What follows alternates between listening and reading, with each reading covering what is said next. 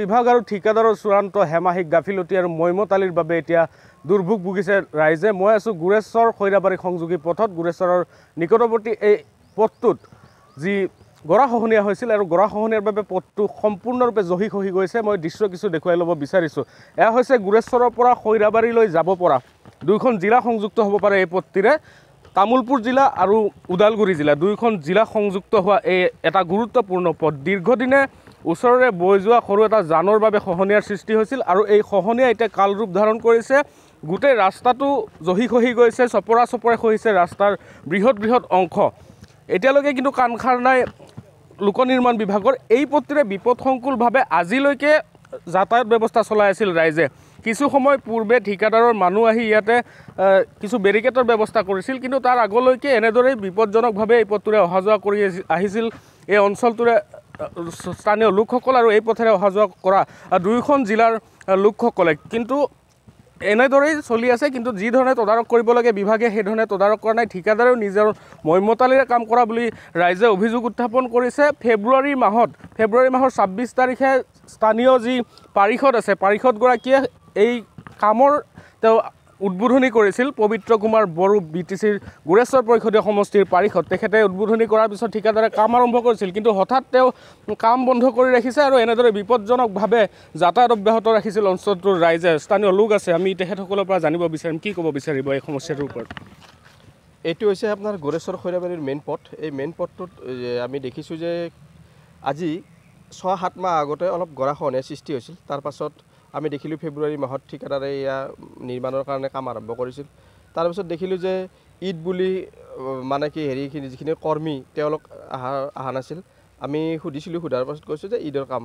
তাৰপাছত সুধিলোঁ, গম পালোঁ যে ইলেকশ্যনৰ কামত গুচি গৈছে। কিন্তু কথা হ'ল কি কাৰণত এই কামটো এনেধৰণে লেহেমীয়া গতিত চলি আছে সেইটোৱে চিন্তনীয় বিষয়। যদি এনেকুৱা ধৰণৰ হৈ থাকে তেতিয়াহ'লে আমি দেখিছোঁ যে আমাৰ যিটো গাঁৱৰ মাজেদি চেউনীৰ গাঁৱৰ মাজেদি যিটো গাঁৱৰ ৰাস্তা গৈছে সেই গাঁৱৰ ৰাস্তাৰে মানুহখিনি আহ যাহ কৰিছে। তাৰে মানুহসকলৰো যথেষ্ট অসুবিধা হৈছে, ডাঙৰ ডাঙৰ গাঁতৰ সৃষ্টি হৈছে।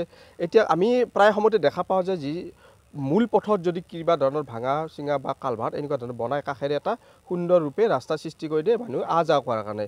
ঠিক আছে বাৰু, এইখিনি সুবিধা ইয়াতে নাই যদিও তেওঁলোকে যদি ঠিকাদাৰে যদি গাঁৱৰ মাজেৰে যোৱা পথটো যদি সুন্দৰভাৱে বালি শিল পেলাই পিনে যদি যাতায়াতৰ সুবিধা কৰি দিলেহেঁতেন তেতিয়াহ'লে এই পথটো লাগে অলপ সময় বেছিকৈ লওক, তাতে ক'বলগীয়া নাছিল। কিন্তু সেই পথটো একেবাৰে অসুবিধা হৈ আছে। সেই ৰাস্তাৰে আমাৰ বিভিন্ন ঠাইৰ মানুহ আহ যাহ কৰে আৰু তাতে ল'ৰা ছোৱালীসকলে স্কুললৈ ৰাতিপুৱা আহ যাহ কৰে আৰু এনেকুৱা ধৰণৰ ২-এটা এক্সিডেণ্ট ইতিমধ্যে হৈছেও।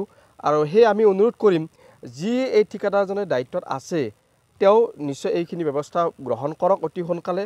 অন্যথা আমাৰ এই গাঁও অঞ্চলৰ আমাৰ চেউনীৰ গাঁও অঞ্চলৰ মানুহখিনিও যথেষ্ট সমস্যাৰ সন্মুখীন হ'ব। লগতে অকল চেউনীয়ে নহয়, আমাৰ যিখিনি গুৰেশ্বৰ পূব প্ৰান্তৰ একদম খৈৰাবাৰী পৰ্যন্ত বিভিন্ন ধৰণৰ আমাৰ এই যাতায়াতৰ অসুবিধাৰ কাৰণে সমস্যাৰ সন্মুখীন হ'ব। আৰু এই যে দেখিছে আপোনালোকে নিশ্চয় গৰাখহনীয়াৰ সৃষ্টি হৈছে। এই গৰাখহনীয়াই কিন্তু বিপদসংকুলভাৱে যাত্ৰা কৰাৰ ফলত আমাৰ কিবা যে অঘটন নহ'ব সেইখিনি আমি নকৈ নোৱাৰোঁ। সেইকাৰণে মই এই ক্ষেত্ৰত আমাৰ এই যি মিডিয়াৰ বন্ধুসকলক মই ধন্যবাদ জ্ঞাপন কৰিছোঁ। ইয়াত প্ৰচাৰৰ পাছত যেন আমাৰ প্ৰশাসন বা ঠিকাদাৰে যেন বিহিত ব্যৱস্থা গ্ৰহণ কৰি অতি শীঘ্ৰেই এই পথটো সুন্দৰৰূপে বনাই দিয়ে, এইখিনি আহ্বান। হয়, এই আহ্বান জনাইছে আৰু লোক আছে এই পথেৰে অহা যোৱা কৰা লোক, যিহেতু আপুনিও এই পথেৰে অহা যোৱা কৰে, কি আহ্বান জনাব চৰকাৰক?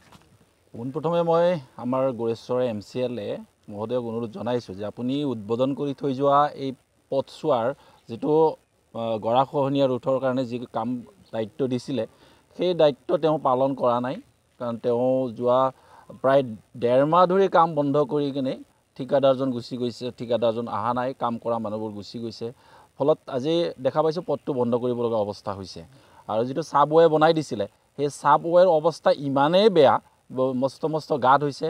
আৰু আজি প্ৰায় ২ মাহ আগত মানে ২টা ল'ৰা এক্সিডেণ্ট হৈছে, গুৰুতৰভাৱে আঘাত হৈছে। গোটেই ৰাতিটো গাড়ী চলি থাকে এই ৰাস্তাটোত। কেতিয়াবা যদি ডাঙৰ বিপদ হয় তেতিয়া তাৰ দায়িত্ব কোনে গ্ৰহণ কৰিব?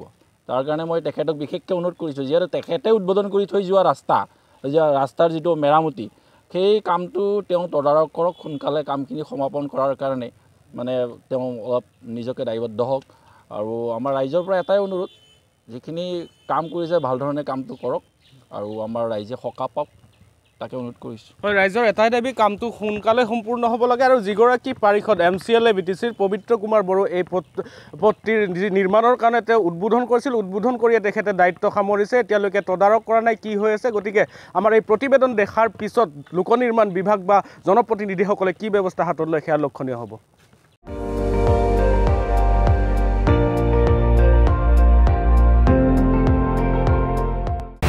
আপুনি চাই আছে ND24, সৰ্বশ্ৰেষ্ঠ নহয় সৰ্বোত্তমৰ দৌৰা।